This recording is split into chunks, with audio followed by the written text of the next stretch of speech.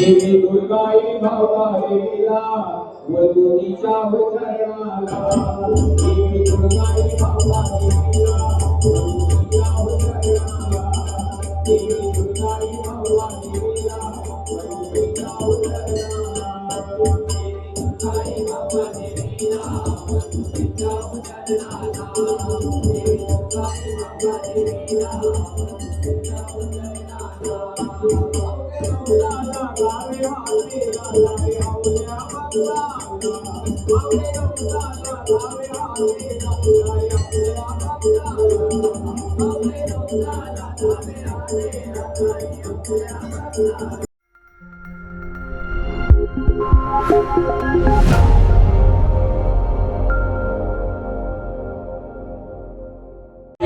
कसे आहेत मित्रांनो, मजेत ना. आपल्या देवाचा गड देवगड यूट्यूब चॅनलमध्ये तुम्हाला सर्वांचे पुन्हा एकदा सहर्ष स्वागत करतो.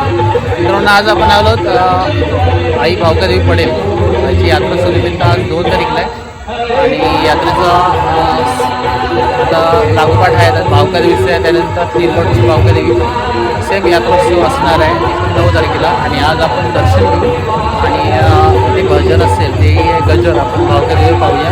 त्याच्यानंतर आतमध्ये दर्शन घेऊ दिवसं. त्याच्यानंतर जे मंडळी आहे म्हणजे देवस्थान कमिटी त्यांच्याकडून माहिती घेण्याचा प्रयत्न करू. हा व्हिडिओ आवडल्यास नक्की लाईक करा, चॅनल नवीन असं नक्की सबस्क्राईब करा, बाजूचं बेल बटन ऑल करा विसरू मंदिरामध्ये. तर मित्रांनो, आपण आज आलो आई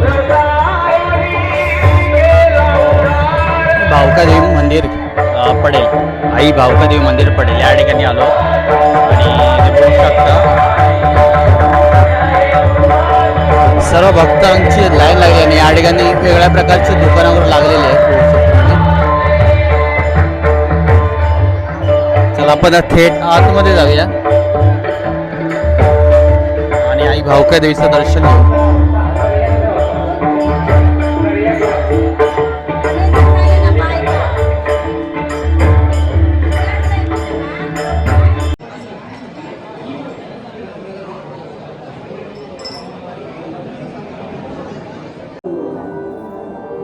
जय जय पांडुरंग हरी, जय जय पांडुरंग हरी.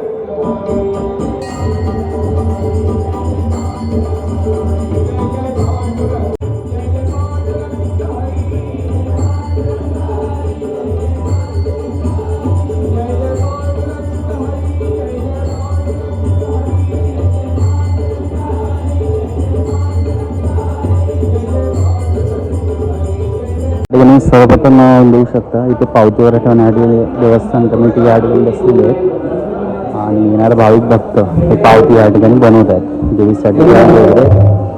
त्यानंतर आपण आता आज जाऊया. काही महिला वर्ग सासर असून माहेरवासी हे ओटी बनवण्यासाठी या सज्ज झाले आणि यात आईची यात्रा असल्यामुळे सर्वांची या ठिकाणी लगबग लागलेली आहे.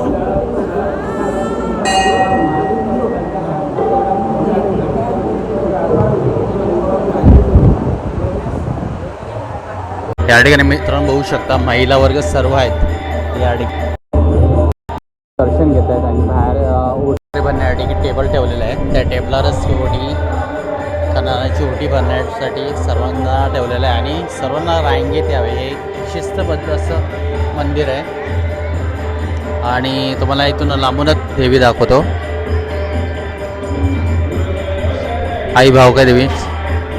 तर मित्रांनो मस्त की वर एक मंत्र आहे बघू शकता देवीचं.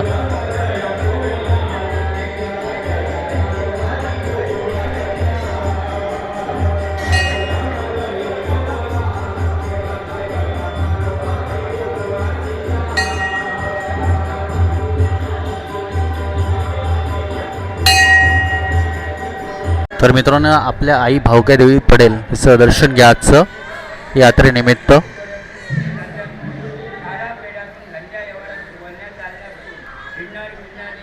आणि या ठिकाणी सर्व भक्त ओटीवर बनवणे आणि गारणा वगैरे चालू आहे होऊ शकता.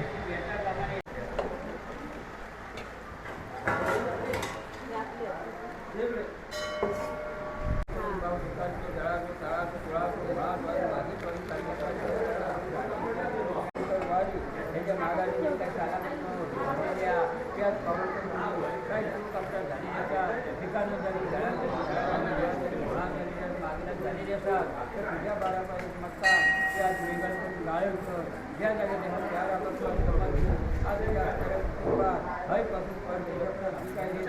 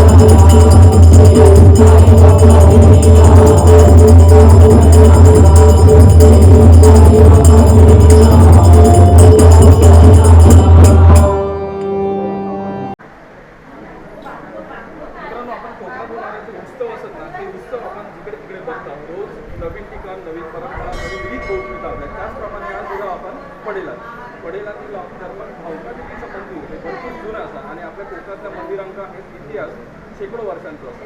तर मग आपण इथले जे मानकरी असतात त्या मानकऱ्यांकडून ही गोष्ट जाणून घेऊया, याची माहिती घेण्याचा प्रयत्न करूया काय असं.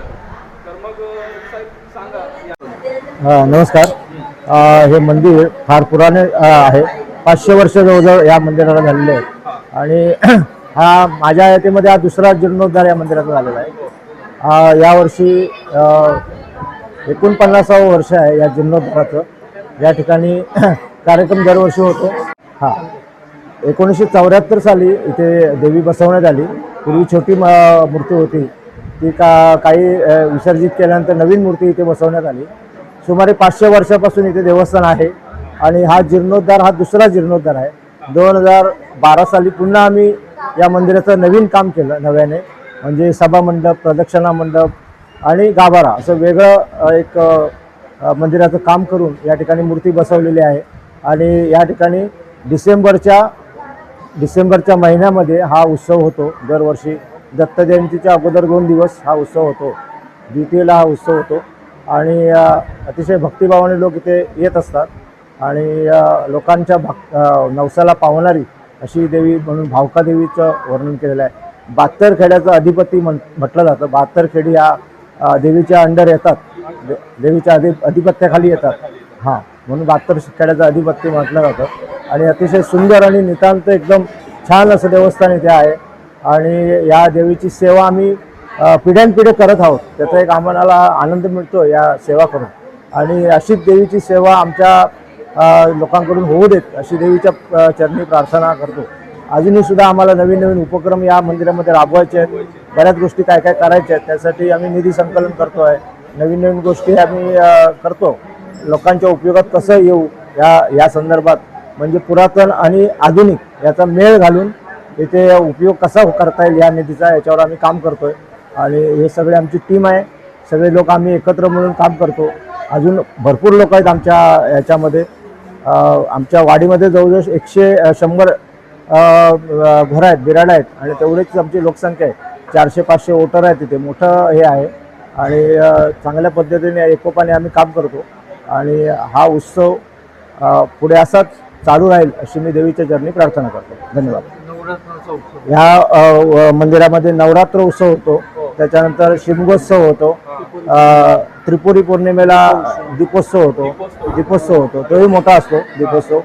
आणि सगळे होळीचा कार्यक्रम होतो, तोही मोठा कार्यक्रम असतो.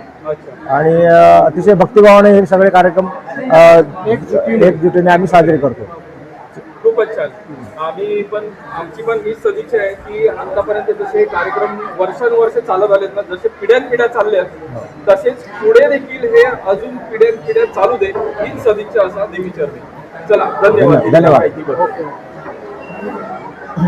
तर मित्रांनो, आजचा व्हिडिओ आवडल्यास नक्की एक लाईक करा. चॅनल नवीन असं नक्की सबस्क्राईब. असेच आपले यात्रोत्सव वगैरे पाहण्यासाठी नक्की आपल्या देवासगड देवड या चॅनलला नक्की विजिट करा.